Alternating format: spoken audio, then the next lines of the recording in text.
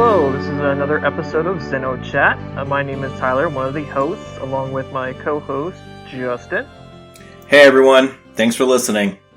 Alright, and we're on to another part of Love. So we got our returning guests. First up, we got Kat. Hello.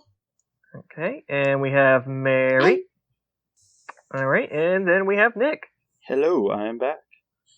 Alright, so we'll try our best to keep this as the last part in our series on Love.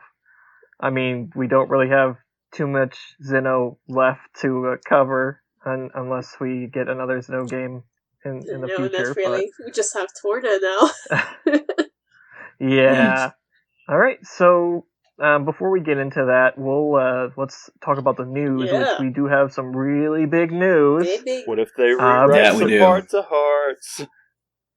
Oh, yeah. So, yeah, Xenoblade was revealed to have a remaster/remake. I'm not certain which it's like is exactly. I think it's like a remake, honestly, with extra stuff, because at that point they pretty much retouch all the graphics and all that stuff, so I think it's a bit higher than just a simple remaster from what I've seen. Right. Yeah.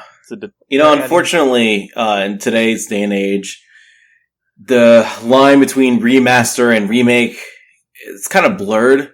Mm-hmm. Like, I feel like a lot of people just fight with each other as to which one is which and get kind of caught up in all the semantics of it all. Like, you don't know how many times I've seen people be like, no, that's a remaster, you idiot. Or like, oh no, that's a remake. They totally changed that one pixel, bro. No, what are you talking about? That's a remaster. Do you know how many threads I've seen with that, like, exact exchange? It's stupid.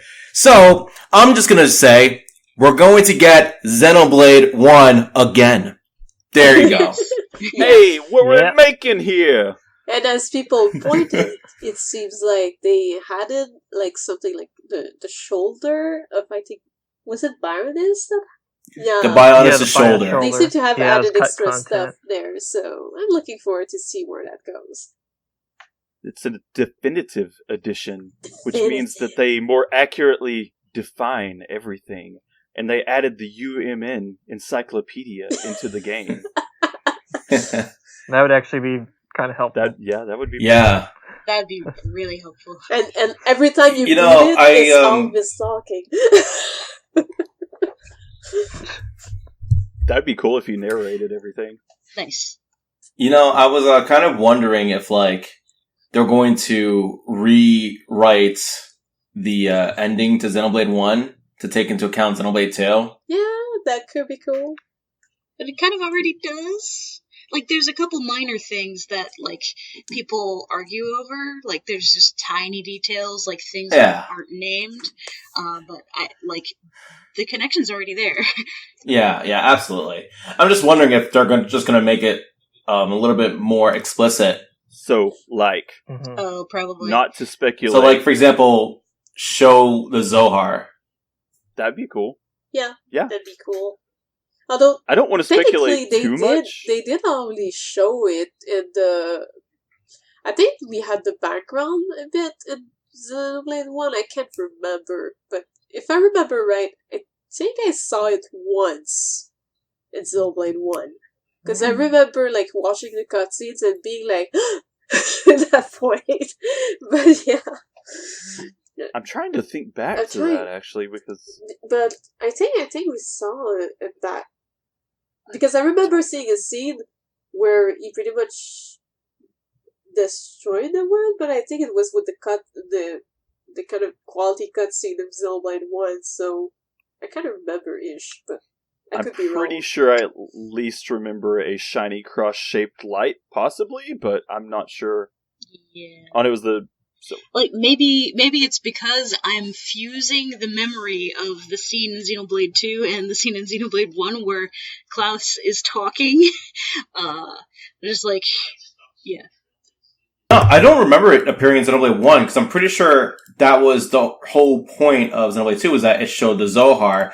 There's actually a comparison video. Yeah, I'm looking at it right now. I don't see the Zohar in the Xenoblade 1 version. Okay. So if anything, if they're redoing all this other stuff, I think they're gonna stick it in.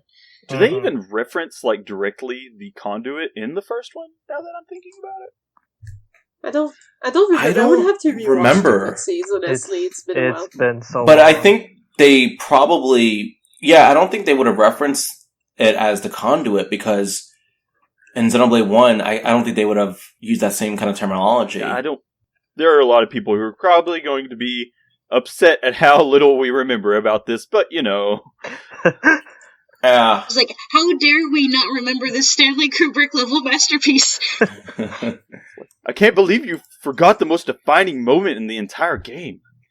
I mean, we know the gist of it. Yeah. We got the Spark Notes edition, right? Yeah. Oh, please don't hate us. Well, So, like, I there's did a lot want of to details. mention... There's a lot of details in Xeno series. It's easy to miss, like, little points here and there, like, when it's been a while, so... I did want to mention something that I don't suspect will happen, but would be kind of cool in a way. If, like, since there's the whole, would you like to change the future thing going on, what if they had, like, alternate endings? Well, that's something people have been saying. I've heard a lot of people go on about how they should have an alternate ending where Shulk ends up with Melia. You know how many fans that would probably piss So off many to people. have an alternate I'd be ending? happy with that. Do you know how many fans would love that? Oh yeah, they would, but obviously, like, it would be such a divisive thing. Yeah, another straight ship war to avoid. It's like, you know how we avoid straight ship wars? you want to OT3. further divide Xeno fans in general into Xenoblade Chronicles fans, into Xenoblade Chronicles 1 fans, and Xenoblade Chronicles Definitive Edition. Oh my god, no. no. All right. Straight ship wars are a mistake! I'm just here to speaking foretell of ships, the bad futures. But yeah, that's, so I guess back on topic, Xenoblade 1, it's coming again. It's coming to the Switch. It's going to have better graphics. We don't know anything about the gameplay. And in that trailer, we only ever saw Shulk, Ryan, Melia, and Fiora. We have not seen Dunban. Halvis in a cloud. A fog. Right. We saw Melia's back. We haven't seen her face. Yeah, we saw her back. We only saw Alvis, and right? it looks like they have new outfits too. Well, that could be also that they took a shot with like one of the costumes on or something. Because I think in the intro when we see him sleeping, like I would have to rewatch again, but I think he had his like normal outfit. But like in that shot where it's in the back where you see the shoulder, he has like a more simple clothing thing, but I mean, there's a lot of costumes in Xenoblade 1, so it could be that it just exactly. So it could be an alternate one. It's just interesting because it seems like, maybe I'm wrong, but it seems like nobody knows what outfit that is. Because somebody was making could be new armor. Yeah, because somebody was making a point that like even the Monado looked different. I've been hearing that same thing. People. Yeah. And I actually am looking at a picture of the Dragonfly shot right now, and I mean, as far as I can tell, yeah, it's the same, but it's hard to tell at that angle with a giant dragonfly in the way.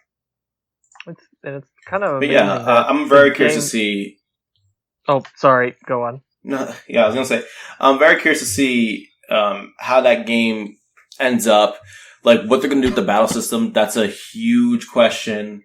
How they're going to handle the heart-to-hearts is another big one, too. Whether or not they're going to be adding more story elements, if they're going to add more to Charla's character, and of course, whether or not they're going to get Melia's voice actress back. Yeah, because she is big time now. Yeah, Jenna Coleman, right? Is that her name? Yeah.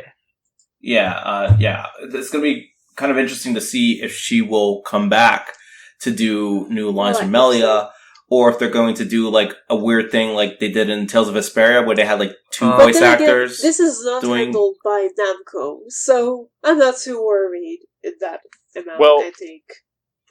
There's also that, did you guys see that tweet that Adam Howden, voice of Shulk, had, where he's like, yes. I've just finished on some big project he kind of like teased Yeah, right before that announcement. It was like Megal Carrot or something. Like that has a few people worried. I also saw a tweet, I think I saw it in Lugo Banda's Discord, but of like the Japanese voice actor for Ryan had like no idea about this game's existence or the definitive edition's existence. I thought that was kind of weird. Oh, that's weird. Also, just checking something. Also, there's another news that is pretty big, is that the figurine of Cosmos finally has pre-orders opened. Oh yeah, I think we talked about. Did we talk about the last time? It was still not up, so no. Oh right. Oh, we talked about how it was coming when we colored... did not know when. Oh yeah, and right, it's gonna release. Pre-orders are up now. It's gonna release in May 2020, assuming there won't be any delays, as figurines like these often have delays. But yeah, the pre-orders are open on AmiAmi, and they're still available. So yeah. Yep. So get that paycheck ready because this thing is $205.75 US. I think I'm like the odd one out on this because I ordered mine on Amazon Japan. Wow. But that's just to say, you can do that too if you'd like. I didn't know that Amazon Japan had it because AmiAmi seems to have an exclusive sale on it or something. It's even the same Omelink price. did not have it in the end. Like AmiAmi seems to have like the monopoly over it, so. And I believe Good Smile also has an English website where you can order directly from them as well. You can? Yeah, they definitely have an English website. Because I ordered the Zelda Nindoroid through them directly, but I don't have an AmiAmi like account, and I did in Amazon Japan, and that's why I went through them. But on AmiAmi, what's cool? I don't know about all the other places. Like I know Amazon is usually you pay when it comes, but AmiAmi also has that now, which surprised me because back in the days when I tried to order something, they would try to force me to pay upfront. I was just like, maybe not. But they pretty much let you pay only when the figurine comes out, so it's good. Like you have time to save up. Yeah. Okay. Is there any other news? Not that I can think of. Any closing thoughts on said news? Well, I'm just surprised that the Xenoblade Definitive Edition is coming out next year. I'm like, this month marks the 1-year anniversary of Torna, right? Yep. So it's just like... Yeah, it's kind of surprising. I wonder if they're... Yeah, I wonder if this is being made by their main studio or if another. But at the same time, they kind of expanded hardcore lately. Like it's crazy how much stuff they have extra now, but it's also crazy to think that they have this going on. They have some of their team helping on Zelda Breath of the Wild 2, and they have their other project we know nothing about on the go as well. So it's just like, whoa. That's also one I'm looking forward to hear about, but I bet we're going to hear about it mostly after Xenoblade 1, possibly.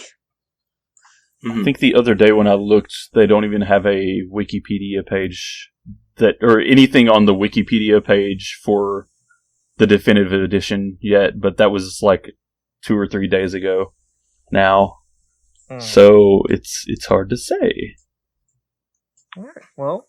I will also say one final comment on this. I think we should acknowledge just how incredible it is that a Xenoblade announcement is used as kind of the showstopper. It's right at the end of the direct. Yeah, that's usually the big reveal thing. Yes. The big fall direct, no less. I think that's a pretty big thing. That's huge. And when we can consider, just not even that long ago where this company, Nintendo, they weren't insanely confident in this game. You know, like, Xeno always had kind of a troubled release. Yeah. But yeah, that's... Now we are the tag team holding title, the champion, Nintendo champion, before somebody else knocks us down. We're the cool kids now. Yeah. Yeah. Move a step aside, Fire Emblem. Wait until we get more characters in Smash. We'll be even cooler. Indeed. Oh, yeah. One can dream. Yeah, that's another thing. That new for DLC Smash, pack. they're actually going to bring more characters, so I guess we have a little extra hope, maybe? You know, that's probably kind of news. Yeah. I mean, when you can put in a Goemon costume and Terry Bogard as a playable character, I believe anything can happen. And Sans. Anything can Sans happen. from Undertale. And yeah. That is so ridiculous. Did you guys see his tweets about that? Not to get too off topic, but I'll just mention really quick. They were kind of amazing. No, I didn't see.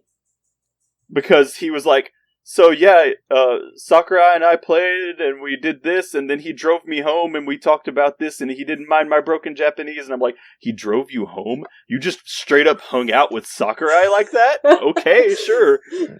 This is Toby Fox. Yes, Sakurai Toby also Fox. talked about it in the direct, actually. It was really funny. It was just like, what? Oh, I missed that part. Oh man, it wasn't his jokes about... because you had the regular direct, and like after the direct there was like a video with Sakurai talking about Smash and stuff, and that's in there that he talked about that. One of my favorite parts was him telling everyone to go play Banjo-Kazooie on the Xbox 360. Yeah. Wow. He got laughs on stream. Yeah, there was people. He got laughs on stream for that. That's hilarious. All right, so let's move on to love. Let's talk about love and Torna. Woohoo! All right, the main event. Woohoo! Yeah. All right, so we'll start from the top, like I guess you could say the kind of the biggest kind of showcase of love in the game, and that would be the relationship between Jin and Laura. Yes, I love their relationship. It's so like cute and awesome. Like, I can never tell. It's not quite romantic love, or do you think it's well, it's more like they're really close in the sense that they've been together for like a long time, and you know, it's just so cute, and like you can see they're really attached to each other. Oh yeah. Well, I mean, Laura does mention like swooning a few times, and it seems a little bit romantic to me. Yeah, in their case, I'm pretty sure. Yeah. Jen, I don't know. Maybe I think that was the Jen's implication. That sense. Or just stoic. I don't know. Yeah.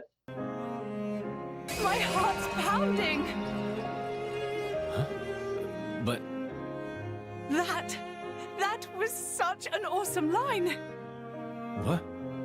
Jin, you didn't even realize, did you? Sometimes you'll say something and I'll just swoon. But I don't think any girl could refuse you. no, I didn't mean to. Nuh-uh, you're smooth and you know it. Well, to be honest, Jin is very stoic. But to be honest, I also think that one of the big problems with their relationship, at least how it's portrayed in game, is it just boils down to how, unfortunately, Laura was very much shafted in what I believe was supposed to be her own story. Yeah. Like, I felt like she didn't get enough screen time as much as she deserved. She got quite a bit, like, up to a certain point, but then once Adam came into play, it kind of just became about him and Mithra. And I felt like the whole Jin and Laura thing kind of got casted aside. We had a couple scenes here and there, but it was nothing that really portrayed their relationship like to the same level as it was implied in Xenoblade 2. And I guess that's probably one of my biggest problems with Torna. Yeah, I guess. But at the same time, like, even if they didn't have that many scenes, like, you can see there's something really, like, precious within these two. Like, even Jin, Oh, like, absolutely. the way you look at her, like, it's just so, like, even though he's stoic and kind of, like, you know, more distant with most people, like, you look at her and, like, you can feel the warmth and stuff. Like, he really, really loves her in a way. Like, just, like, it's a person that you respect and everything. It just shows. And, I mean, you would not have gone this insane if not, like, for the fact that he was this attached to her, you know? Mm-hmm. So. Yeah, and, like, I think, unless I'm mistaken, Laura awakened him when she was a kid or a teenager? A kid, pretty much. She was very young. Yeah. So he essentially watched her grow up. So, if anything, I think, like, big brother figure. But that's just me. Like, I know there's people who probably ship the crap out of them, and that's alright. I kind of ship them myself because I find them cute. Whenever you get into the the whole blade thing, it always gets weird with that because it's always going to be the 1,000-year-old elf that the 20-year-old looks like a 2-year-old too. Yeah, the 1,000-year-old dragon. Yeah, that sort of thing. And I think it's they're both adults. I think it's okay to ship them. Yeah. And personally, I do, but I also think that, I agree with you on this. I think that this story kind of became, like, from a character growth perspective, I feel like it became more about just Mithra at the center, and they felt a bit more supporting. It's not that they didn't have something. It's more like that Jin and Laura had something develop before this game started, and in some ways after, if you consider, like, how far Jin goes after it in Xenoblade Chronicles 2, but it feels like, this is like backstory to them, but the main focus of character growth here seems to be Mithra in a lot of ways. Yeah, and I think like Jin and Laura, you can kind of look at the relationship in a couple ways. You can look at it as a romantic thing, right? You can also potentially look at it as a big brother thing. And I also think that another way you can interpret it, as they've been through so much together and maybe feelings blossomed later on, starting from Torna. Like, instead of Torna being when they were already kind of like had those feelings, what if those feelings developed towards the end of Torna? And unfortunately, neither of them were able to really confess those feelings, which would make what would happen to Laura all the more dramatic. Yeah. And also very Xeno. Yes, I was just about to say that's pretty much Shulk and Fiora, but that's another story. Yeah, without the changing in the future. So, do we move to the next one? Then, yeah. So in that case, let's talk about Jin and Mithra's relationship. The good cook versus the bad cook. You can't be that fiery a tsundere and still be that great a cook unless your passion is just channeled completely into the food. And I think the only place that I've seen that work was Food Wars. Oh my god. But, yeah, like, I'd say they have a big, like, thing of, like, love and hate relationship in a way. Like, they always are a bit like rivals, I feel like. Well, at least they act a bit like rivals would do. Like, they always pretty much getting on each other's back. Well, I can say Jin definitely looks at Mithra like a spoiled child, or something like that. Yeah. That's my feeling on that whole thing. Yeah, pretty much. And Mithra is just like...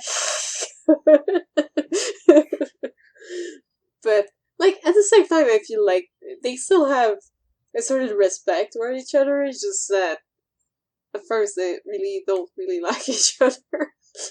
It doesn't feel like it, but I think it builds up over time. And even, like, when you go into, like, Xenoblade 2, like, there's a few times later on in the game whenever you're alone with Jin and stuff where you see a couple of scenes of, like, well, maybe like there's something that built up and stuff, especially that one scene when he protects her, or like he grabs her and she's pretty much thrown.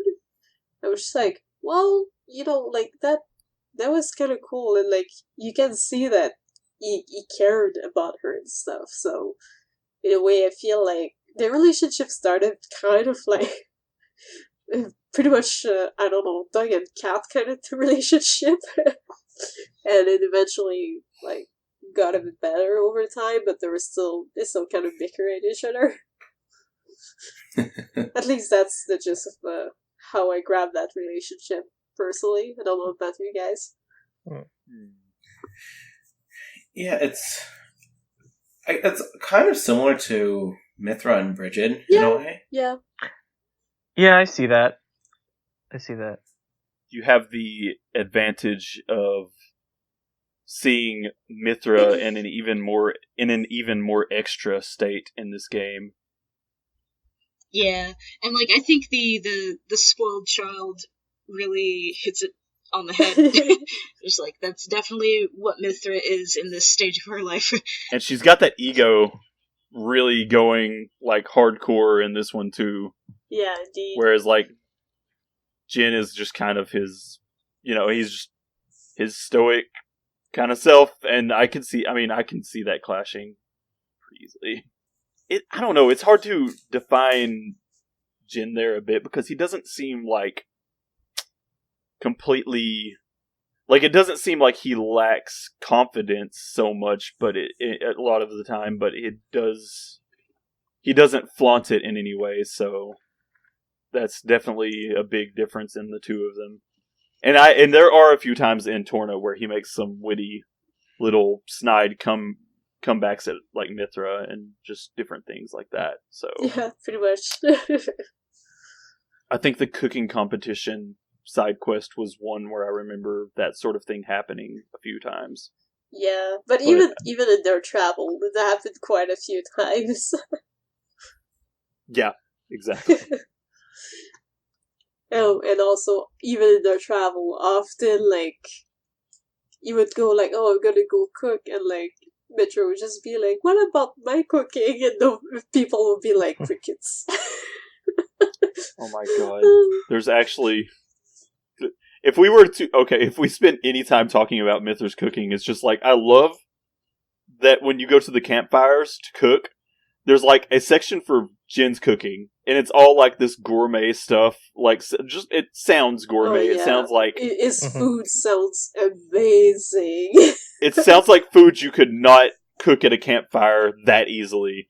And then you go to Mithra's stuff, and it's just like, I don't know. I'll put peanut butter on this random fish, or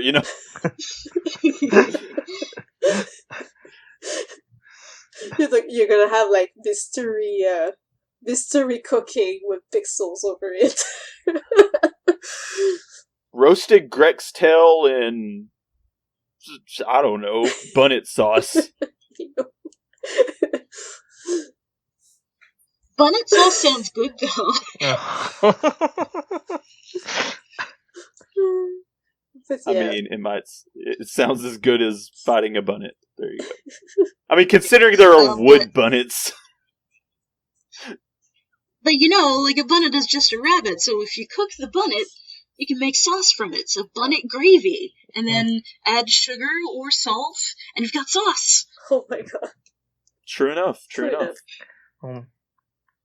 We're talking about cooking fictional creatures now, so it's all good. I like it. Xenoblade recipes with cat. Oh god, the funny thing is that when I started cooking about 2 years ago, I was as bad as Mithra. Like, was your food pixelated out? There have been some experiments that were absolute failures. We couldn't eat them. It was like, I can describe it, but it's not for the faint of heart. So it's like Mithra in the kitchen. How do I cook this Ardanian guard? Oh my god. It was like, I will tell you one thing. You should not put imitation crab meat in soup. Oh. Oh. I mean, okay, so like we don't have as many options for that sort of thing around here, and I've seen it in like gumbo, but that's the extent. Yeah, I was trying to make Maryland crab soup because I'm from Baltimore, and I wanted to make my grandmother's crab soup. But we were poor, and I didn't want to spend the $20 for the can of real crab meat. Oh. So I decided to get some fake crab meat and tried to cook it with the soup base, and it was not good. Oh, no. Oh boy. Ooh. I imagine rock crabbles. Pixelated. I imagine rock crabbles would be the ones you don't want to eat the meat from. Yeah. Or it could be the best It meat. could be. Oh wow. Right. In that case, if we're talking about food, let's continue on. Fake food. I have need to have a cooking episode of all the different Xeno recipes we can. So, isn't Malus next? Isn't he good food? He is the best food. Oh. But yeah, relationship Delicious. of Jin and Malus next. XenoChat. So Yeah, actually. XenoChat, we talk about snacks. Yes, snacks. Actually, I was kind of disappointed in Jin versus Malus in this game because like it's basically just sort of like it's like, oh, you're on the good side. Now I fight you. You're trying to stop me, and there was like very little characterization like thrown in there because like when Jin and Malus become aligned, it's actually a scene in Xenoblade 2, the actual, that like explains, oh hey, I found you. You're still alive somehow. You don't have Laura anymore. You look really depressed. I am like you. Let's go kill everything. Yeah, pretty much. In this one, And I feel it was a missed opportunity because like they could have like I think that like the game cuts off at the most interesting part. And it doesn't explain, like, it creates this gap, and now I'm focused on this gap. It's like, please explain how the bad guys got together, please! they could have had this Yeah, but I line think in the head, sword maybe, fight. I think maybe in their head, because they kind of showed it in, like, Xenoblade 2, they felt like maybe they had to focus more on the backstory during the war and not really explain it in Torna, you know? For them, like, the back alley scene was maybe enough. So I have two things about It's this never enough. that kind of make me laugh, actually. And it's that, like, I imagine in the sword fight, you could just insert a part where Jin's, like, clashing swords with Malus, and he's like, admit it, Jin, you're just like me! Oh my god. yeah. And then the other thing that I thought of was when you said in Xenoblade Chronicles 2, the actual, I'm like, that's going to be like the definitive edition. It's going to be like Persona 5 the Royal, Xenoblade Chronicles 2, Oh. the actual. I was just like grasping at straws, trying to figure out a way to say Xenoblade 2. No, I mean it just made room for a joke there, so we're good. Word. It's a good joke. Thanks. A+. Oh man, I've been getting S pluses in Astral Chain lately. Darn it. S+. Thanks. Awesome. I wasn't actually begging for one, but thanks. All right. A+ is the top tier where I'm from. So Yeah. It translates. So, All right. Then Do we have? move on to Jin? Oh wait. Oh sorry. Oh, I was just gonna say, did anybody really have anything more on Jin and Malus? Because I don't know, that seems harder to. yeah, it's talk about this. I hard kind of agree to with grasp Kat because... Oh, go on. E? Oh, sorry. Go on. It's a bit hard to grasp because there's not a whole lot since, like, the focus, even though, like, I think we did pass a few comments sometimes toward Jin, but, like, aside from that, it was really more focused on, like, either the entire group or just Adam and, like, Mitra. So, yeah. There was kind of like this odd distance in this one Yeah. with Malus between Malice and Jin, at least a but little I think bit. it was just having playtime with the whole group and not really caring that much about one person in particular. Yeah. Malos, for the most part, is like kind of like this unseen force for a lot of Torna that you kind of just see, like the destruction he leaves behind. So it's he kind of lacks more of a presence than in the main game. It was a little bit like the Fellowship of the Ring, and it was like, oh, we're going out. We're going to go get to that great evil, you know. Mm-hmm. Let's focus on this group, what they're doing right in the now. Exactly. So, next, Jin and Mick? Yeah. Oh yeah, Jin and Mikhail. Yep. They're both very quiet. They're both very quiet. I don't recall I much. feel like they're both very quiet, but still have this sort of very sweet relationship in a way. And like, Mick often like would go to him and like start cooking with him and try to learn from him and stuff. And I found this really cute. But I feel like they're pretty much like two quiet person meeting up and like having quality quiet time. I don't know. You know what? Think of it this way. They're quiet, right? Maybe they are communicating telepathically. Oh, I knew you were going to say that. Maybe they're like you on TVs. Or it's just like the body language thing. Like where Mikhail goes up and like helps Jin with something and Jin just like smiles. I also love how Mikhail just knows what it means. Sometimes Mitra tries to go in the kitchen and he just pretty much goes before she does. I feel like it happened once at least where he actually goes to start prepare something since Jin was like doing something else just so that Mitra does not touch the kitchen. Jeez, Kat, speaking of that gap you mentioned, like, Mikhail, I want to see how that happens, because you go from, like, little kid, like, who's, like, oh, I want some more, like, Oliver Twisty, you know, style accent going on, and very quiet, and then, next thing you know, in Xenoblade Chronicles 2, he's, like, making wisecracks all the time, you know, just like... Yeah, that's what we were saying last episode. I probably did. It's like, once again, Takahashi gives us nothing. Yeah, but at the same time, you're thinking like he was a kid, and like the timeline where between where he was a kid and got bigger and stuff, and through all the experience he went through, I feel like he grew up and like started to become more like. Yeah, a lot of it is inferred, but, like, almost none of what he ends up like is how he is in Torna. Yeah. Some people just say read between the lines. Sometimes I just want to, like, see between the lines a little bit more, is all I'm saying. I want to be shown, not told. Yeah. But I mean, sometimes, if not in every case. To be shown that kind of thing, we would almost see, in between game, between the two, so it was just, Yeah, and just, like,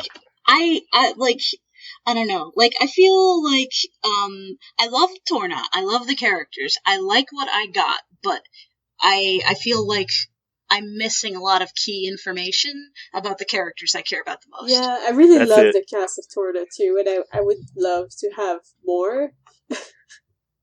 Especially the ending, I found it was lacking a lot. Like, I was like, okay, I know we're supposed to see that one scene in Xenoblade 2 afterwards was like, come on, I want to see. But yeah. It's like, let me see her getting iced. Let me see, like, just a little bit more, like a half an hour more. A half an hour more would have been enough. Feed me the candy. Give it to me! Oh my god. So, next we have... Jin and Haze.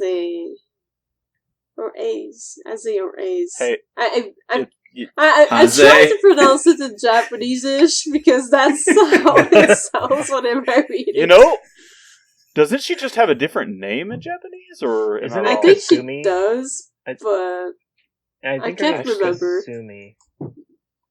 I actually mostly played this one in English. I don't know. I can't remember. I played with the Japanese dub, but like it's kind of hard to remember because they say a different name, but like I'm reading subtitles at the same time. So I think it was Kasumi, right? it could be, yeah. That's probably it. But yeah, Yeah. Jin and Ace. Well, they seem. You know what? I think you're right because Haze, and Misty from Pokemon is also Kasumi, and that's kind of like the same thing. So I could see them translating it that way. Maybe. Yeah. Uh, A Mist, a Haze, Kasumi for Mist or Haze. I could see it being the thing. I'm just saying.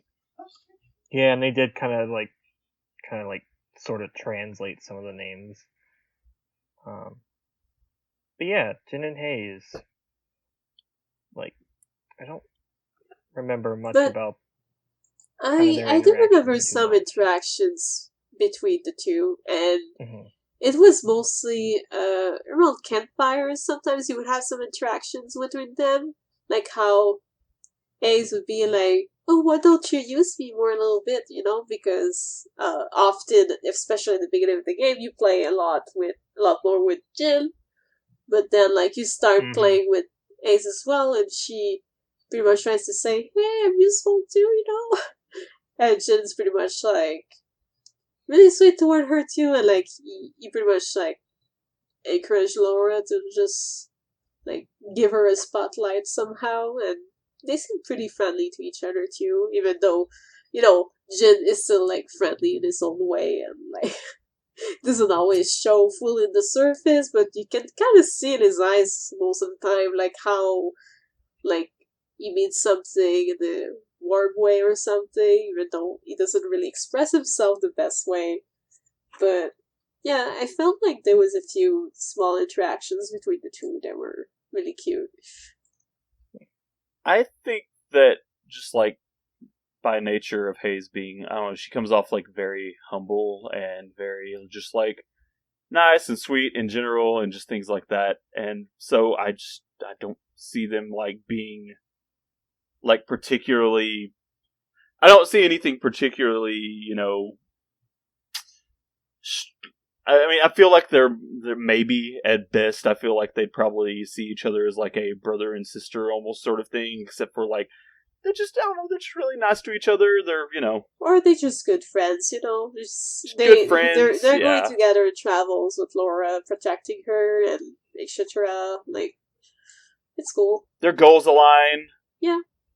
So I think Haze talks a little more than Jin, but yeah, definitely, because she's a bit more social, a bit more like, you know, like, she's a bit shy, but she's still like social and like very sweet to everyone, and she feels a bit like she would treat everyone a bit like they're her little brother and sisters, and she would take care of anyone that needs help, you know.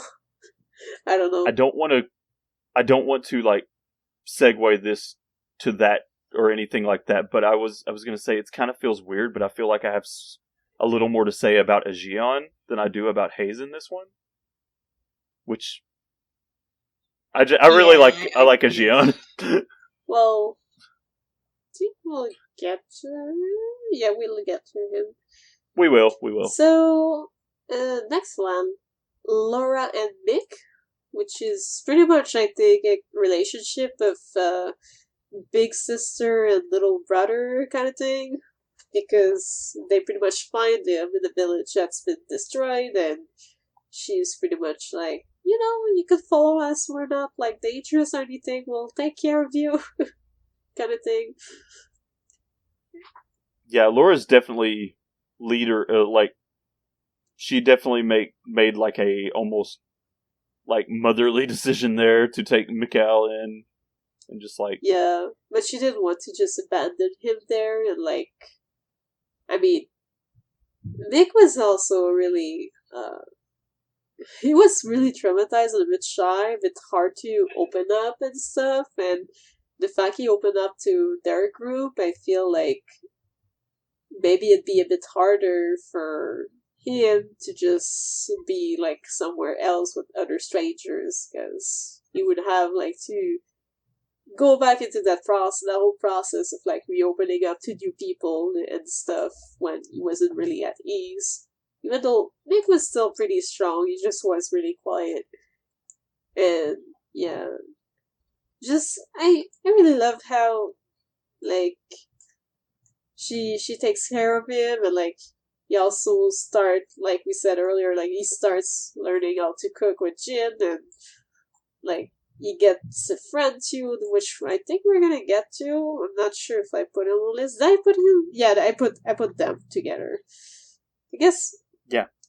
I guess I could talk about them like in advance since I'm pretty much heading there, but yeah, he got a friend from that, like, which was Milton, and they're pretty much the two kids of the group, and they hang out together, and Milton's a lot more social and kind of like pretty much helping him a lot to open up, I feel like, because of the Mick and Milton's relationship is a little more like, I feel like it goes a little further with all of that, because I feel like Milton is kind of the one who brings Mick like out of his shell. I feel like I feel like what probably influences the future Mick in a lot of ways is probably Milton. Yeah, definitely.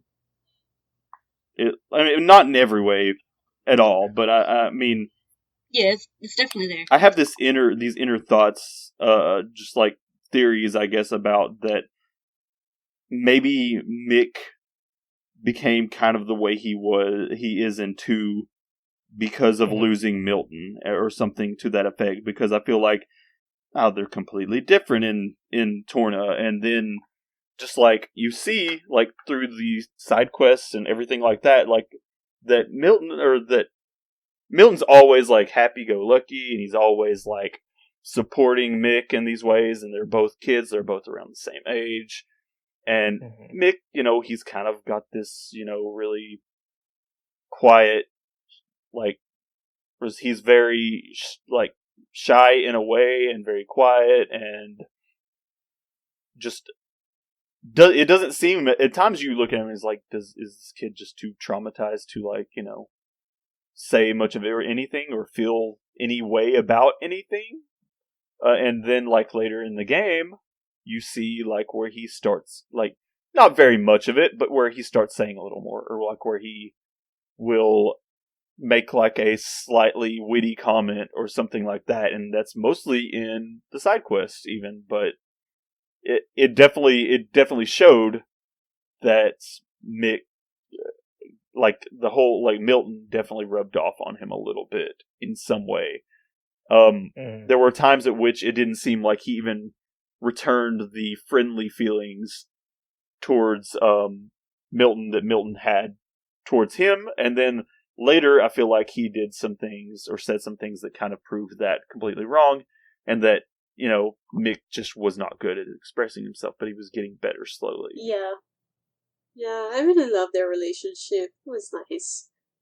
Like, I feel like Laura kind of helped open up a bit, and then, like, he met Milton and helped, like, tremendously, because they were always hanging out together, and Milton was always trying to, like, understand him and, like, get him out of his shell, but, like, I don't think it was really any time, like, forceful. I think it's more like he had, like, a sort of understanding of him, and he was trying his best to help him and, like, talk to him and give him attention and stuff.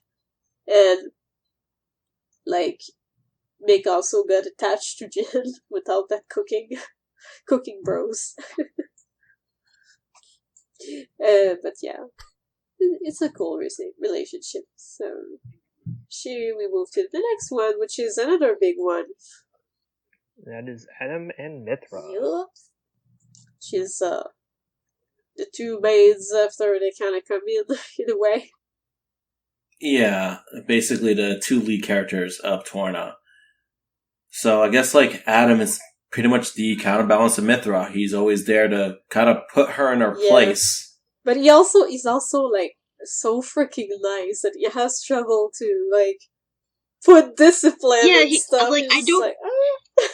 Yeah, I don't really remember him clapping back at Mithra the way Mithra snipes at him.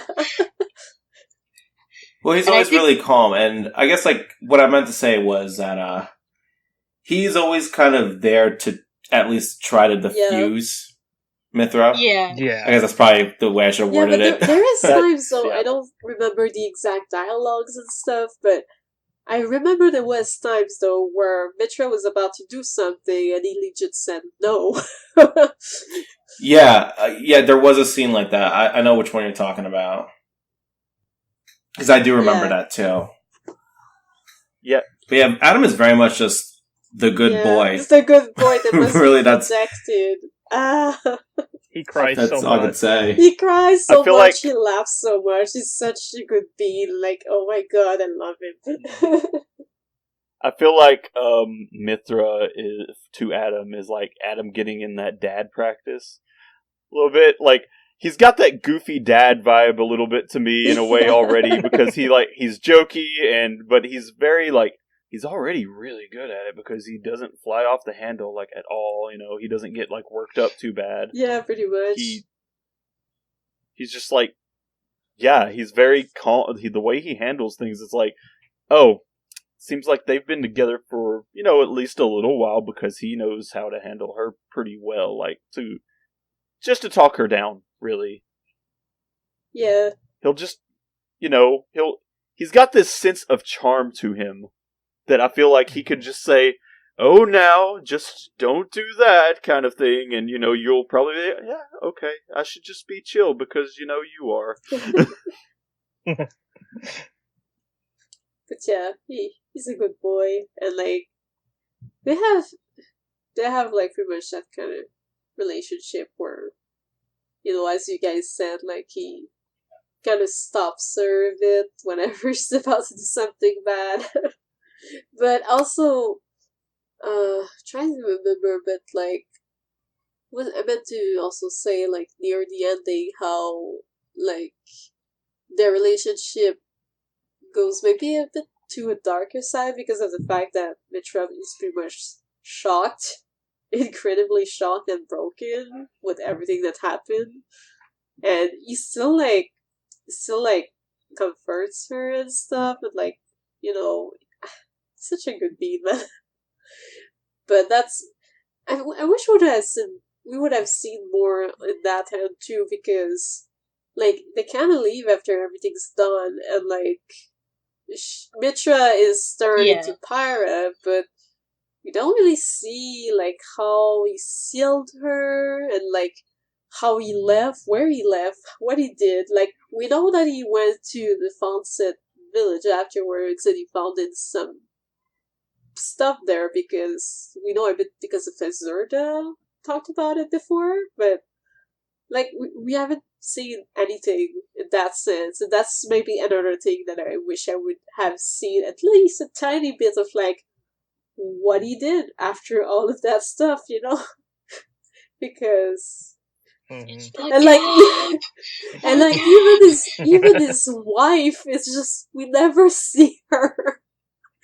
It's just oh, she's in my house. I would have thought she would have thrown. I would have thought she'd have at least shown. Yeah, but she never showed up. She's just in the house somewhere, but we never see her. We meet Adam's dad, Adam's uncle, and his entire posse, but not his wife. Basically, it's crazy. But they do talk about his wife. There's that. But yeah, that's all. She exists. It's she's pregnant. It's as bad as Arwen in the Lord of the Rings books. Oh wow. Oh yeah, she's totally over here. She totally exists. And she's making a flag for us, but she's not here. I guess she's here to show you there's definitely nothing between this goes well into Adam and the country in general and how he's seen in the country. Basically Adam was adopted into the royal family, so he's not a pure blood thing. And yeah, that's right. His brother is pure blood and is kind of jealous of him because everyone loves him. But I'm I'm like, okay, but everyone loves him because he's a good being and he's good to everyone. So yeah, I think basically Prince Zetter exists to make Adam look good. Yeah, and like Adam, like they present him as the kind of character who, in a way, is like wise beyond his years, just because of what he's had to deal with in the past. Probably, partially because of that. And it's like he's got I feel like that's part of the reason he's able to let so much just kind of roll off, you know, whenever he's just like so, yeah, just kind of go with the flow a little bit, but also like he plays a bit goofy and a bit dumb, and he can diffuse situations because of just like how he presents himself. And I feel like part of that probably has something to do with how he was just brought up. Yeah. As in that position where he's not the true heir, really, but you know, he's dealt with the prejudices, but he's just kind of learned to roll with it. Like, that's just the way he kind of developed. Yeah, but also, yeah, you just love to help people in general and stuff, and like he likes treating people as equal and not really as like, oh, I'm almighty and you're nothing kind of thing. Like, he treats everyone super well.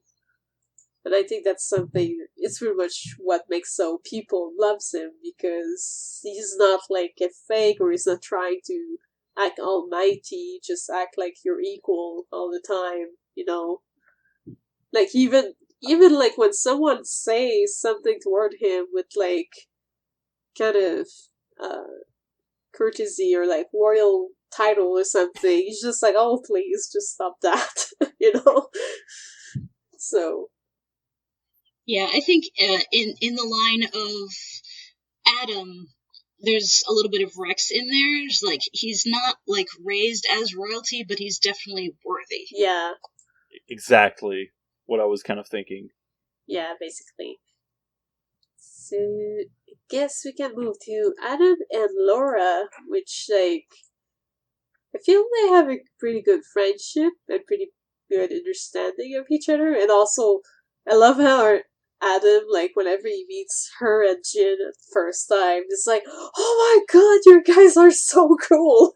You know, he just fanboys over them. And it's hilarious. Like, the face he makes there just killed me. That face is kind of a meme. Yeah. But he goes to fanboy. Oh god, that face. But, like, even afterwards, like, I like how, you know, Adam, at times, he has a bit of, like, self-doubt, like, can he really do this? And can he really, like, manage to keep, you know, Mitra's power on check and stuff like that? Like, he has some self-doubts like that at one point, and I know that Laura kind of helps him and, like, listen to him and helps him out on that and try to give advice. Of like, oh, I was gonna say, does anyone else get like this kind of vibe of Laura kind of like, this is, it seems like her first time in like this big of a group, like working with this big of a group of people, and it's like Adam, who's a little bit more used to like leading, and Laura kind of learning to be a leader and maybe seeing a little bit of that through him in some ways at the same time. Yeah. I think that Laura stands as a pretty good leader on her own, but I also kind of get that feeling a little bit from, like, her and Adam's, like, relationship is just, like, Adam already kind of knows what it's like. He's already kind of been thrown in that position, and she's kind of bouncing off him, like, you know, she's kind of learning some of that from him is kind of the feeling I had. Well, it's also, like, because, like, the people kind of slowly take a liking also to, like, what you do to the community and stuff like that. Like, you're eventually, like, Laura's eventually pretty much pushed into a position where, oh, like, you're gonna become a knight and stuff, and she's just like, what? You know? Mm-hmm. She's just like, oh, I'm not really worthy for that, you know, just, I don't know. But, like, they all pretty much look at her and they're just like, nah, you're worthy, just take it. It's like Laura knows how to lead, but she doesn't recognize herself as a leader, and I feel like in a way he helps her to see that. Yeah, I think they both help each other grow, and I think it's pretty cool. Yeah, that's kind of the impression I got from Adam, is that he was kind of like a mentor. Yeah, to but Laura, at the same time, even Laura, in Mm-hmm. some other ways, was also a bit like a mentor to him. So I think they pretty much help each other with like their old experience and stuff to grow up as characters, and I think it's pretty cool. Yeah, I could see it being like Laura maybe like learning some of the more leadership kind of qualities from Adam, and Adam kind of learning maybe a bit more about just how it looks to just seeing her and Jin together, how well they get along. I feel like maybe that influenced his relationship with Mithra in a way, or actually not even him so much as it did Mithra, because I think like that's one of the big things that Mithra had as like a takeaway from seeing the two of them and how well they work together, and maybe enforced, like maybe it was like part of what made her see. And like, but I think it's maybe I should try a bit harder to get along with everyone. But I think it's also important, like the scene I mentioned a bit earlier, like when Laura like pretty much, I think she don't fully remember, but I think she pretty much tell him that he should trust Mitra and stuff like that, and not really doubt her and stuff like that, because thing is, he feels like she's so powerful and can barely hold her power, and like he's afraid that it might go wrong or something. But yeah, I think because she doesn't just like exude responsibility in any way in that game. But I think like both Adam and Mitra pretty much learn quite a bit from Jin and Laura, and like in the case of Mitra, she started traveling with that whole group, and she kind of learns to be a little more social, a little bit more friendly toward these people, even though like she still have a hard time.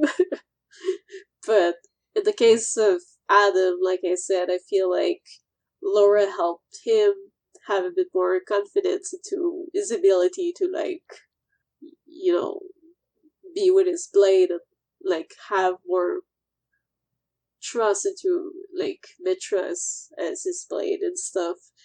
And like you guys said, like Adam also gave some leadership confidence to Laura in a way, like a few skills there. So, do you guys have anything else to add? No, you guys did a really good job. So, the next one, I had it because while we were talking about the other thing, like I was thinking about a specific line because my friend started Xenoblade 2 yesterday, and I resaw this cutscene. So I was like, oh, maybe we should mention that. But like at the beginning of Xenoblade 2, like whenever you're going to that ship, get the Aegis and stuff, Malus does mention something whenever Rex attacks him about I can't let him go because those eyes, I should have been like more careful or something. And if you see like his eyes are like gold, like Adam's, and like I wonder if like they really wanted to do a connection there whenever they did Torna, or like not, because I feel like there are no accidents. Well, didn't quite a few characters make references that Rex reminded them of Adam? Yeah, because Septimistic liked him. Not remembering that, like, right? He has oh no, they totally eyes, did. The same eye color, right? But also, like, it's the fact that Malus, whenever he saw him closer look, he was like, I should have been more wary about him, you know? But I always wonder if he was like, if we had more details, like, is Rex a direct descendant of Adam in a way, or is he not? Because it feels like he has so much points that are similar in a way, that just I always wonder, but like nothing's really said there. It's a gap. Yeah, love that. But I don't. Yeah, but I don't see that as like a kind of love. It just maybe it seemed like Malice was cautious of him being similar to Adam. I don't see it as love, but though. Still, Adam and Malus, like, I would see. I don't know. I would see it as love, I guess. But still, like, the fact that Adam is Mitra's. Adam has Mitra is maybe what's making him go after him, being like, "Oh, you're the other like Aegis driver. Cool, I'm gonna play with you now." But that's about it. But yeah, that scene where Malos was like, "Did you see those eyes? They were the most beautiful eyes I ever saw. Just like that one before. I could stare into Rex's eyes all day." Oh my god. Christ. I'm scared now. Oh, it was moving on. Extended cut. Laura and Ace, which is I feel like they have a relationship that's almost as if they were close sisters in a way. Mm-hmm. And they're even like, "Oh, but we look so much like each other and we have like the same size so we can share clothing." That whole thing was funny. But yeah, I really... And later... Huh? I was saying, and later we can paint our nails! Oh my god. But yeah, just, they have a really cute relationship, and even though we don't have this many scenes with these two, like, I really like them, and although we do have one scene where she's alone with Laura and she protects her the best she can, though it's really Jin that saves the day. Like whenever that freak kind of comes in, like the one that killed her parent when she was younger, like he comes around with like a bunch of people lowering her blades ability, and like she pretty much protects her as long as she can, but she's unable to really use her ability because of the people we took were like not blades and actual mercenaries, so they were not affected by her powers. But yeah, aside from that, I think they have, like I said, mostly like a sort of sisterly love, I guess. Yeah, because I think there might have been unvoiced or some extra scene. Wasn't they were talking about something like ghosts or something, and Hayes was getting like scared. Oh yeah, and, like, that's Laura true. like, I remember. Yeah, like, calm down. There's no such thing as ghosts or something like that, and it was precious. It was very precious. Yeah, it's really cute. Oh, I think I know which quest you're talking about. Even didn't it have? Wasn't there one like that where it had something to do with like cleaning up stuff outside of the city? I can't think of the name of the city.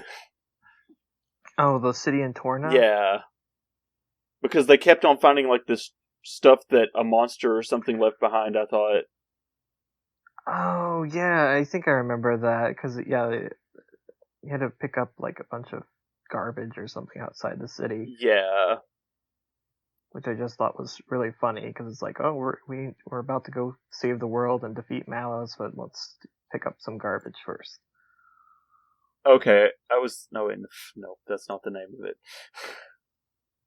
I was trying to think of the name of the city, and I thought Alchemoth, and I'm like, no, that's the first Xenoblade. So yeah, shall we move to the next one? Yeah, let's go on. Alright, so Mitra and Bridget, which is, like we kind of roughly mentioned, pretty much another rival kind of thing. Mm-hmm. Yeah, Bridget delivers some really sick burns to Mithra sometimes. Yeah. It's just like, she is vicious to her. Oh yeah, she is. Oh yeah. Along with the fire. But, yeah. She's like evil stepsister or stepmother vicious. I don't recall though. Did they show that whole thing? Because I remember, like in Xenoblade 2, they speak about Bridget's journal in one Affinity thing, I think. I'm not sure. where like they speak of the fight she had with Mitsuda and how like I think she was the one who won so many times and like Mitsuda was a loss, I think.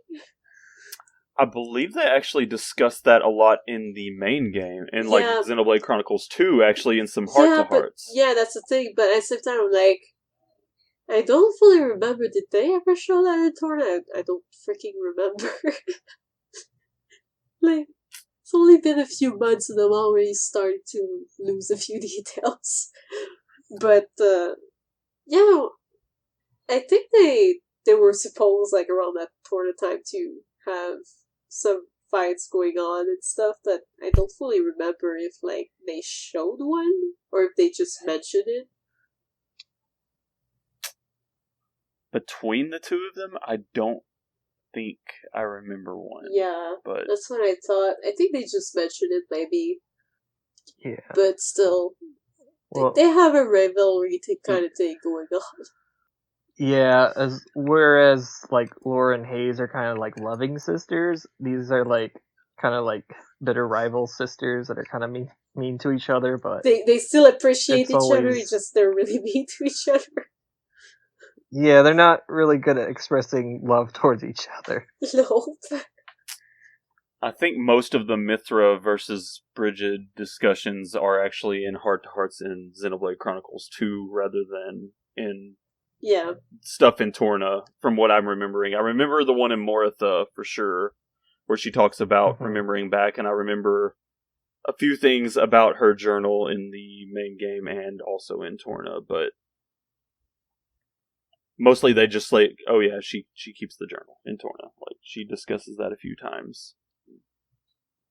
So, next? Alright.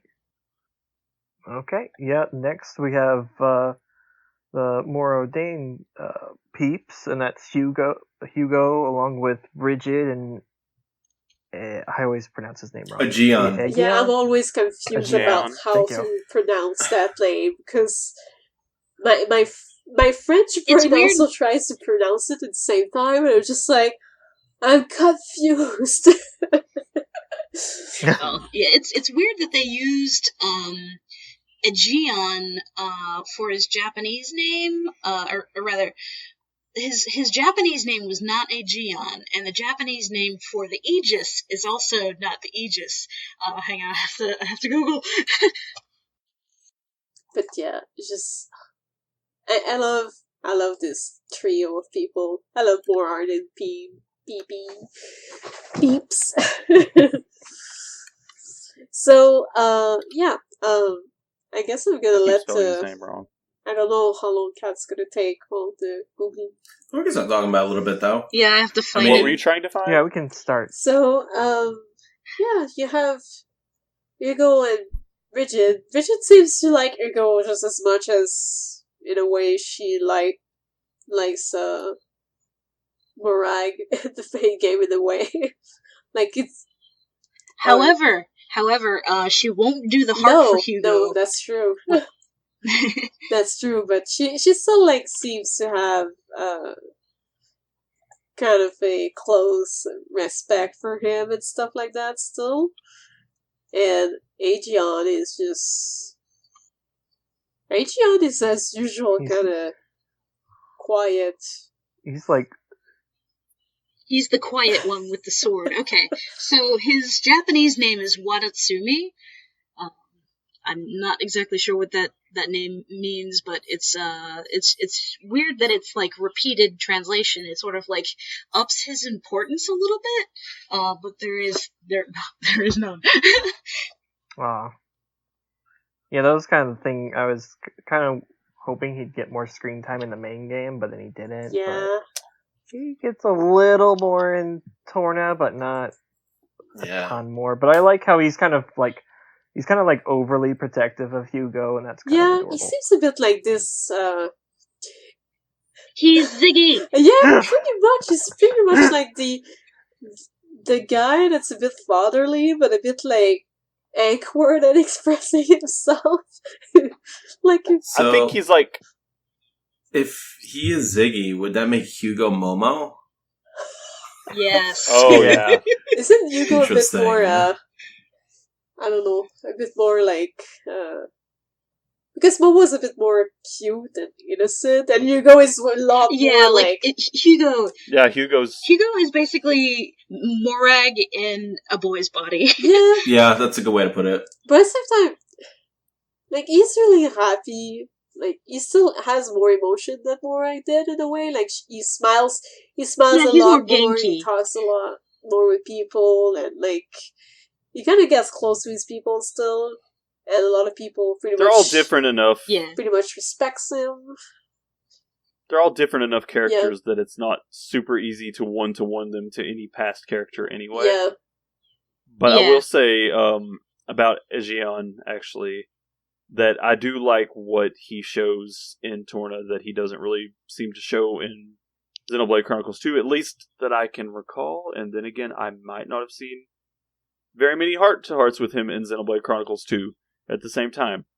However, he does have like this very sensitive side that I notably saw in Torna that I really liked about, like, how he actually was like worried about what they thought of his like cooking and things like that, and how like perfectionist he was about certain things. And I really enjoyed that. It was just like, I don't know, I see Egeon, like, he's got like this almost, it's kind of a stereotype of just like, oh, he's got like the odd artistic sensibilities or something, you know. But yeah, I just like see a little bit of that sort of thing in him with what they were maybe going for, just like where they're like, oh, he's worried, he actually does worry about this, and it's not just all about protecting his lord or master or you know, anything like that. It's he's got a personality there, he's got things that he cares about, and he's just very proper about so much. Yeah. He's a good beat too. It just sucks that he doesn't have that much screen time, like, regardless. I think they play off the fact that his appearance is inherently just like a little bit creepy in a way to a lot of them. So like he it's not that he looks like creepy, really. It's just like that he's just otherworldly. Like, it's a very inhuman design, and like people are scared of things that they can't see as human-ish. So like it's a hard sell. I get it. He's got a bad case of mannequin face. So yes, but I love him. Yeah, and Hugo himself is like I really love Hugo so much. Like, oh my gosh. Yeah, he's a really fun character. Yes. Definitely one of my favorites of the new Torna characters. And did I really forget to put this on the list? I think I did. How could I? I forgot to put Hugo and then Adam. Oh, They have like the most like close friendship ever going on, and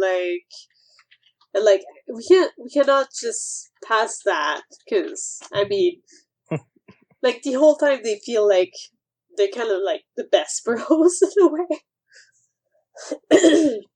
Like the long-term friendship, and like they're pretty much like, hey, how's it been going? Like, what were you up to and all that stuff? You know, just two young boys thrown into a leadership position way over there. Yeah, pretty much. So they can relate to each other a lot, and like they're just really good friends, and I really love how they interact with each other. Like, they're two good beats interacting with each other, so yeah.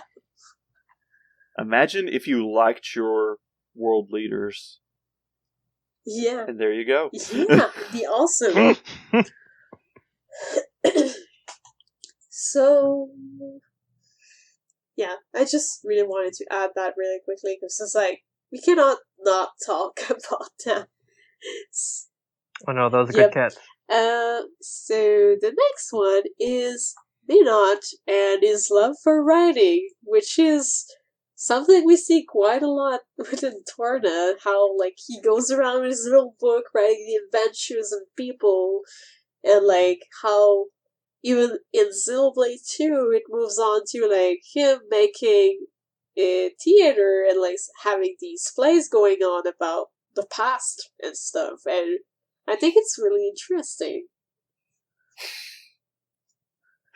I actually that sparked a memory in me, because really telling about that is just whenever you find the book that he likes in his like as far as his most loved items, and he'll just like, oh, this one kind of, I can't remember what he actually says, but that reminded me of it whenever you said that. Yeah. Such a great story. Yeah, that guy really likes books, and he really likes writing as well, and I think it's really cool.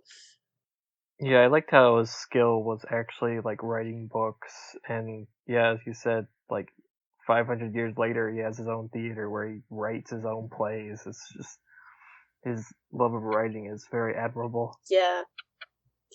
So, next one, Midon and Malchus, which is something we don't really see so much. It's more like praised over, but I think it's more of a, in this case, it's not so much about love, but more about, like, he kind of hates the guy. I'm just going to make this short for you. Yeah. There is no love there. Nope. He does not like Amalthus at all. Nope. He hates him.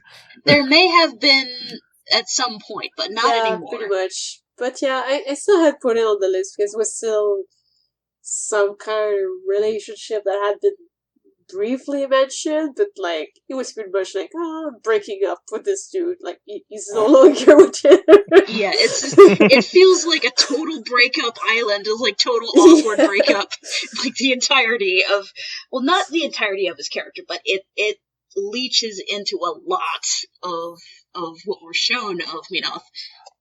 I just want to say, as a kind of an aside on all this, if you really want to like view just like little hints of personality that each of the characters show that you might not necessarily catch as heavily in the main games, really nice thing to do is look at the flavor text on the Infinity charts, because they're pretty fun actually. Yeah.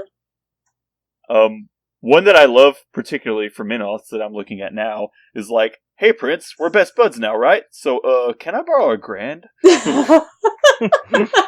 Oh my god. I never saw that. I don't remember that. Oh my god, this is funny. Not all of them are like that, but there are some really good ones hidden in there. And it's just kind of a shame because not everyone sees them, Yeah, well, I've went through the menus a few times and looking at these lines, but like it's the kind of details that my brain rarely really like remembers. So well, it's that, and there's so many affinity charts to unlock the things on that you're just probably not gonna see all of them unless you just complete everything you can. So yeah, I just wanted to point that out. But it's like so many blades. So yeah, this brings us on the next one, which I kind of put on there, but sometimes like I don't fully remember what happens there. Well, you're the one who put it there. Okay. Yeah, I'm the one who did that. It was my deal. Well, you go.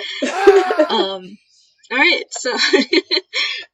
So, Prince Zedar has like maybe 3 things about him in the entire thing. He's Amalthus's friend, and he was one of the ones who tried to awaken Mithra, but she didn't awaken for him, and he sort of like goes around like a jilted lover like throughout the proceedings. He's kind of like Commodore Norrington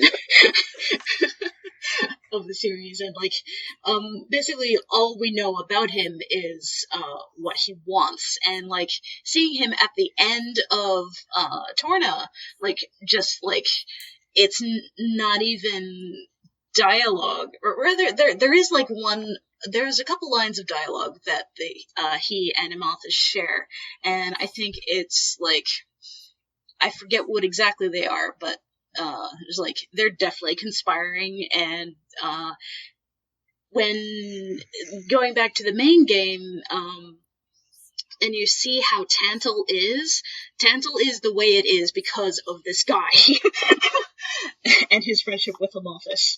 And that's like, it's definitely destructive, but it's a powerful relationship, like whether it's friendship or like more than that. That's cool. But and that's my thing. That's my thing that I said. Very nicely put. Nicely put. But yeah, Yay. I didn't like. I don't know why I didn't catch that the part with Mitra earlier. But that's also another thing that he was jealous of Adam. Yeah, he just exists as a ball of jealousy. Yeah. Like he's less fleshed out than Ramses, but he has a very Ramses flavor, which I caught on to, which is why I care about him. That's so funny. But yeah, Ramses flavor, He's Ramses Light. Ramses Light. He's Ramses LaCroix. Diet LaCroix. I Yes. guess in a way we could skip the other ones. Since you kind of covered both, I think. So Yeah.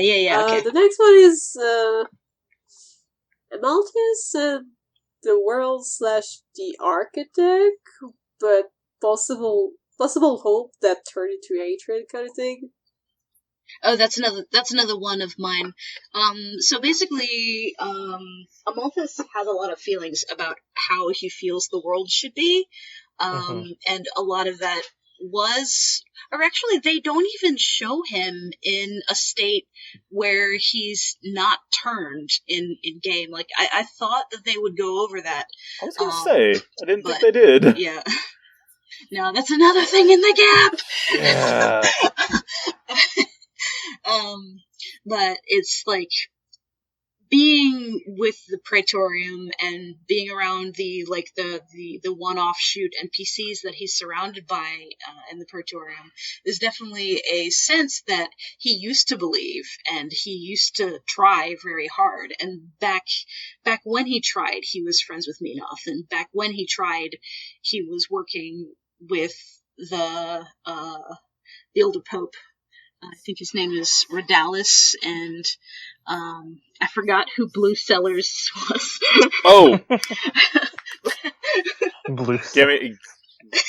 I'm gonna have to. I was like, it's sad because I just saw a thing about him the other day, and I just didn't. Yeah, I can't remember it either. He just looks like Sellers from Xenosaga. I can't. It really does. But yeah, it's Amalthus being the cardinal villain in Xenoblade 2. It's like little bits and pieces, it's not the big chunks that I was expecting to get out of Torna, but it's like, it's neat that the threads are there. I just wish they were more well defined. Because we don't even get, like, an attempt, like, even a prayer to the architect. Like, we have this gigantic, like, church society dedicated to the architect and the world tree, and we don't even really have a single in-world prayer. And I still cannot even find the guy's name. He's just Blue Sellers, okay? Blue Sellers. Blue Sellers. That's it. Blue Sellers. Leave it at that. Oh my god. Well, that was a failure. Okay, I guess we can move on to the next one. Milton and Mitra. That's a big one. Yeah. Although I'm not quite sure how to start with this one fully. Well, we can start off by saying that Milton's kind of the reason why Pyra exists. Yeah. Yeah. That's true. Well, I mean, we could also go back a little bit before that too, in that, like the way that Milton and Mithra bounced off of each other before too. I mean, yeah, he was like the bratty little brother. Yep. And he always got mad. Proved just how grown up Mithra actually was at times. In the way that she responded to him. Yeah. Yeah. It really, showed that she was still, like, pretty much a child herself. Yeah, but, as you mentioned, like, he's really, like, the reason that pretty much made her snap because he did not survive this, and like that was pretty much like after first like losing also like, and then seeing him like one of the child that was supposed to be safe die because of her fight with Mallows and the air with the mechs. It's just like was a big snap for her, and she pretty much developed this other personality that was Pyra, and pretty much went into sleep because of that. I feel like it was too much of a shock. She shut herself out from basically everyone and kind of just created this persona. Yeah. That's in a way kind of like this idealized version of herself because she hated herself for what she did. Yeah, basically. Even though it wasn't on purpose, and she just was like, "Look, I'm gonna make Pyra. This is who I'm gonna portray myself as for the rest of time. This person that I think that everyone's just going to like. This so-called perfect girl." Yeah. Yeah, it's really hardcore because, like, the fact that they lose ego, like, it's what makes her snap and go in the back and go berserk, but then after seeing the consequences of that, like, it's pretty just does a big snap, kind of, just so hard on her. So, yeah. Do we add anything more here, or do we move to the last one? Or did you guys have another one, like, to add? I mean, yeah, I thought it would have been a lot more, but that kind of, like, sums it up, really, I think, for that one. Yeah. So, do I move to the next one? Yes? No? Yeah. Oh boy, yeah, this is a big one anyway. Yeah. So, Malus and Mitra, which are the two ages. I mean, so is this like some type of twisted kind of love, or? I would think sibling rivalry. Yeah, I guess because in a way I feel like we don't really see a whole lot in Torna to really make up too much of it, other than the fact that, well, Mitra is pretty much on the side of the flight that tries to stop the darkness in a way, but like aside from that, like I feel we see a bit more of the development more so in the main game, where like it kind of gets a bit further, but at the same time I'm not exactly sure how to really explain their relationship other than the fact that they always go at each other, and like Mello seems to be more the kind that you always want to have some fun and be like, oh come on, I want to fight my rival. I'm having fun here. Like she's the only one powerful enough for me to have fun, kind of thing. But I have an idea of actually this. My thought on this is like Malos he has a lot of resolve for what he's doing. Like he's set on doing this, and Mithra just kind of feels a lot like she does not know what she's fighting for in some ways. Like she doesn't have it all together.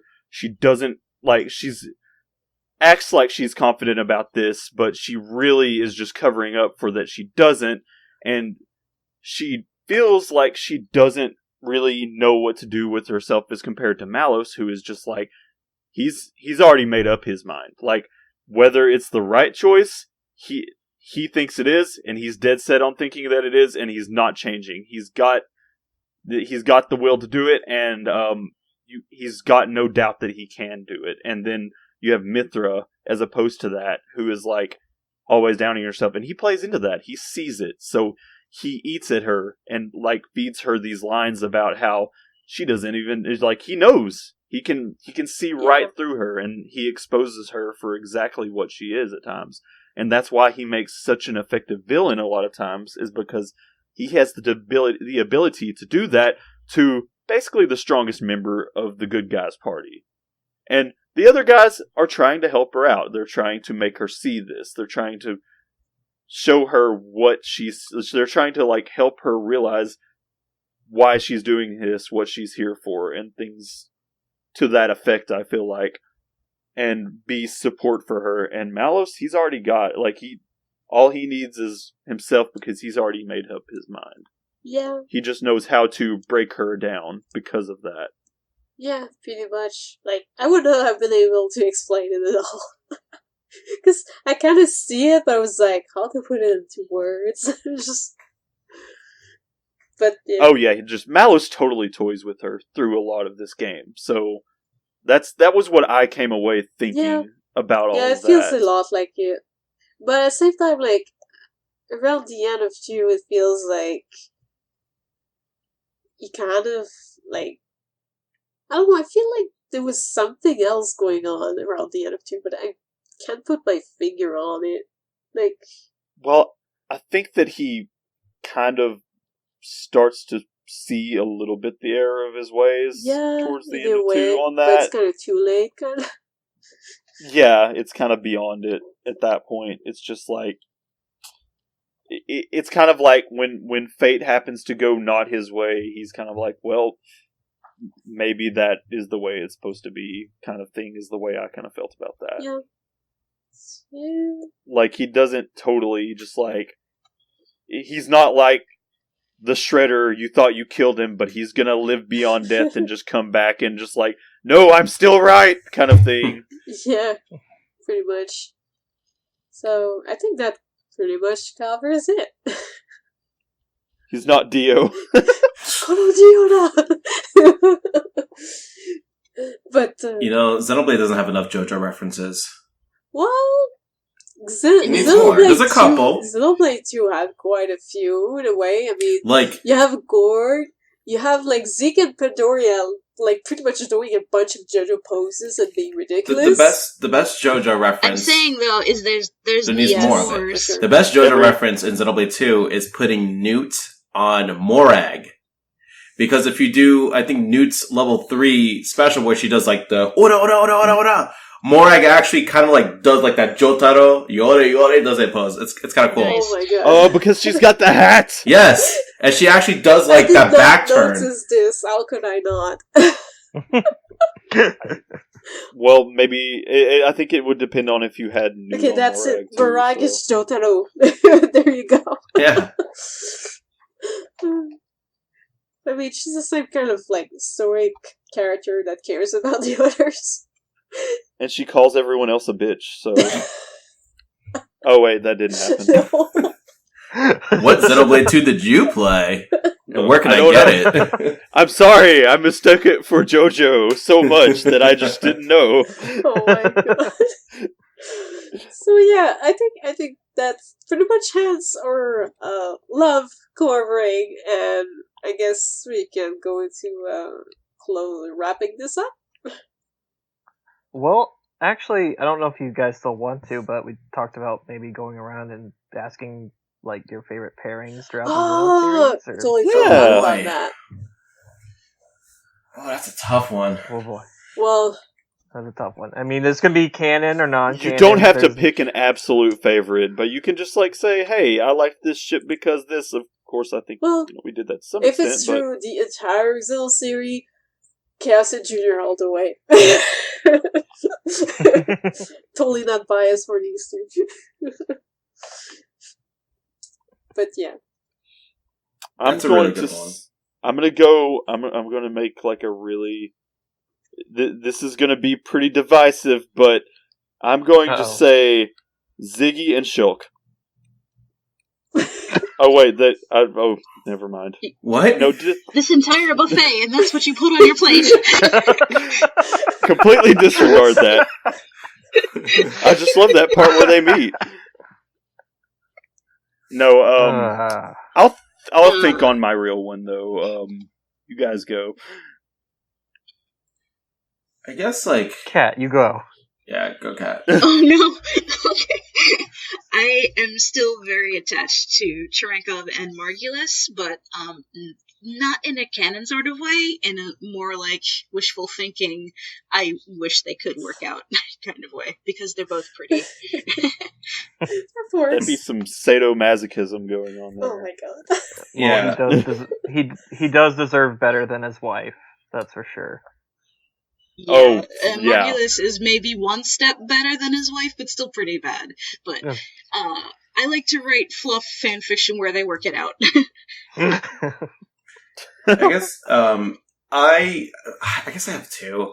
I actually kind of like the rivalry between Margulis and Jin, but but as far as like an actual story being told, I really enjoyed Shulk and Melia because of how like they both went through something very similar and are both kind of learning to deal with their flaws, and that kind of led to a lot of character development on both ends. Yeah, that's cool. But I'm biased because I really like Melia, so. Yeah, Melia is cool. I really, given I really like Zeke and Pandoria's. You know, I like how much of a dunce Zeke is in ways, and just like how Pandoria deals with that and still definitely has feelings for him despite that, and just like her whole attitude towards it, because she can be both like sarcastic and like make little fun remarks about it, but at the same time she just like deep down she just really likes him and like wants to look out for him too. So yeah, that I've always liked that. I also really like the Bard and Margie thing, despite what the implications of things around that are. Don't shoot me. I'm sorry. Well, I feel the same way fine. about these two. So yeah, I'll shut my mouth. And I mean Jin and Laura, like I already mentioned that earlier. Yeah. So, but I also will let you guys go because I'm going to try and think of I know another one. Here's the Xenoblade X one. I really like Gwen and Arena. I was thinking about that one too, Yes. actually. Yes. cool. Connected to that, I like Arena and Murderous, kind of. Oh yeah. Nice, valid. For that matter, I also want to bring up Doug and Lau. Yes. Yes. Like, I would totally... I probably said this before. I probably said this on that podcast even. But I would watch a buddy cop movie with Doug and Lau. Like, maybe you could have like pre Family Gone Lau, and you'd have just them like, so how are the wife and kids, Lau? And it'd like hit really deep on one level, and it'd also be like, because it'd be really sad, like, oh, but it'd also be like, you'd be happy because you'd be hearing about the better times, you know? I love it. You should write a fanfiction Green light. about it. Back when Lau first joined the force, I remember, you know, when we used to fight like cats and dogs, but I'll tell you later, I don't know where I'm going with this topic, please. I can't write one that fast. Well, you have a good start. Thanks. So, I guess that closes it? Or do we have more to add on? I mean, we could plug again, if you want. I kind of did plug, like, everything I had for the next few months the way to the last episode. What if we have newer listeners? I don't think I get to plug Yeah, I anything. kept left. 'Cause, Yeah, right. I kept on having to leave, but I am playing an obnoxious amount of Final Fantasy XIV, and if anybody wants to be friends with me on Final Fantasy XIV, DM me on Twitter. Yes. You know, I've been really considering trying out that free trial, and I have a lot of people on... it seems like all of my friend groups that play that game are split into, like, only 2 data centers, so I'd only have to make 2 characters. Oh, Jesus. That's cool. Where would your most supportive support group be, though? I don't know at this point. It's getting to be an equal split the more people I talk to. Oh no. Yeah, it's rough. I mean, I think I would want to say, okay, I think I have a few more on the, I get the data centers and the actual, servers mixed up, but is one of them Crystal? Yeah, Crystal is a data center, and I'm on Crystal. I know a bunch of people on Crystal, and I know a bunch of people on Hyperion. So, actually, I think I know more people on Crystal, though. So, probably that one. I think Hyperion is a server. I don't know off the top of my head which data center it's on. Oh, yeah. But if Hyperion is on Crystal, Crystal is a good place for you. I think they're separate, is what I think I was told. But, hey, Xeno stuff. Okay, alright, so I will plug Final Fantasy XIV for you here. The new expansion is high quality. Like, Xeno high quality. So if you like dark stories, horror, handsome older men, and very well done villains. Final Fantasy XIV Shadowbringers. Okay hand. I've seen some pretty great parts of that via our friend of the show and all of us, David. Anyway, it's some good stuff. Yay, David. Got to get him back on here. This episode brought to you by Square Enix. No. Shout out to David. Come back on the show, please. Yes, he needs to come back. Okay, so yeah, I guess we are kind of closing up a little bit. Anybody else? This is such a weird ending. I'm sorry. Does anybody else have anything they want to plug or? What they've been doing. I've been working on my workshop. In fact, I was painting just today, and I'm going back to painting after this.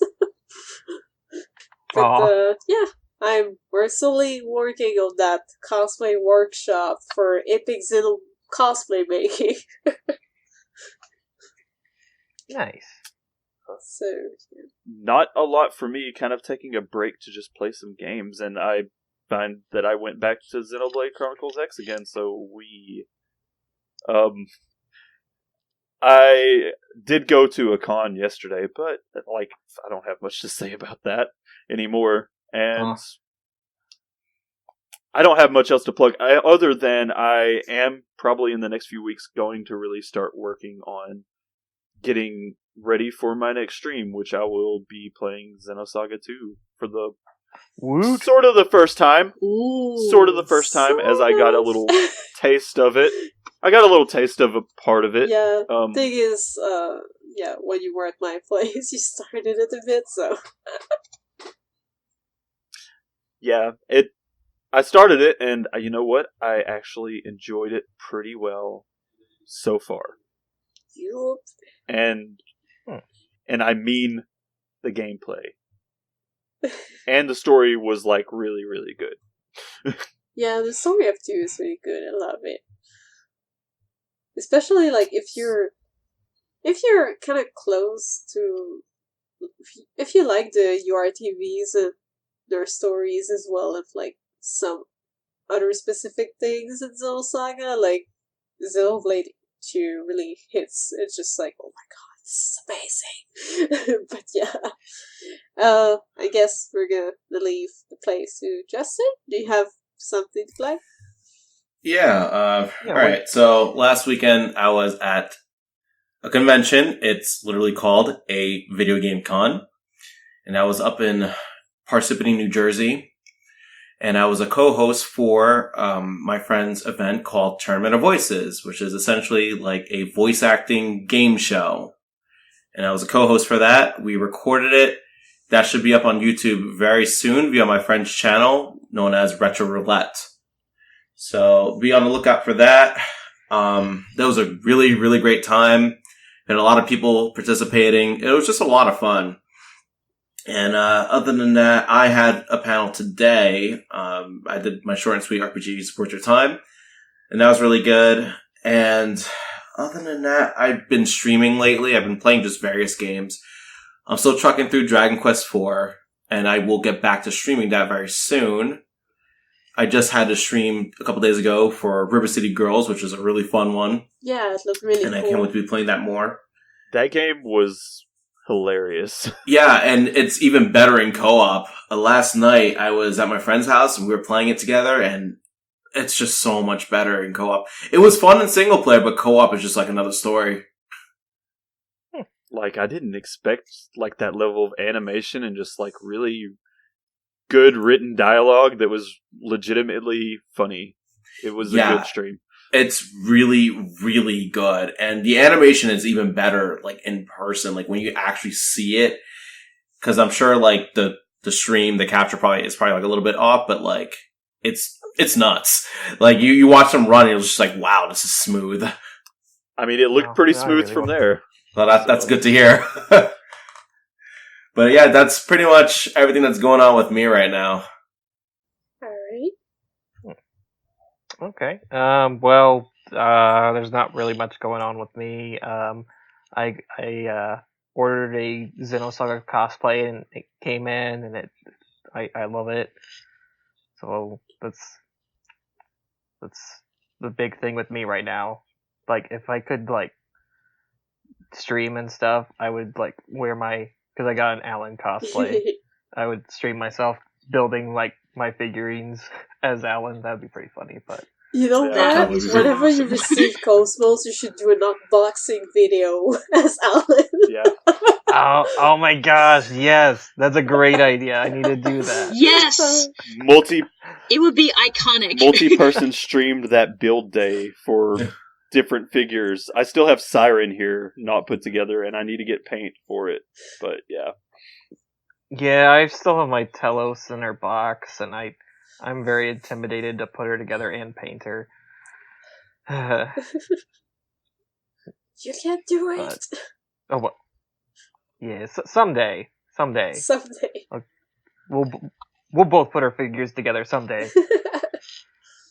Oh yeah. Oh yeah. All right. In that case, coming up, let's see, because we have these. This is the last episode of Love. So hopefully by this time that this episode's up, we'll have part 3 and then also the Shulk episode. I'm gonna try to hopefully get that done soon.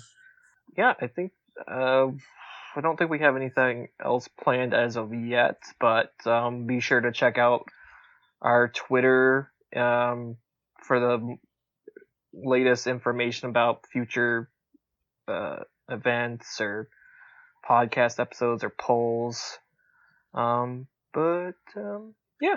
That's been Love Part 4. Thanks everybody for being here tonight. I really appreciate it, especially for us to keep the schedule going of having us all on this same series for the past 4 episodes. It's really awesome that we've been able to do this. We hope you love it. Yeah. Yeah, and thanks anybody for listening. So this has been XenoChat, and have a good night. Bye. Alright, take care, everyone. Good night. Save the game?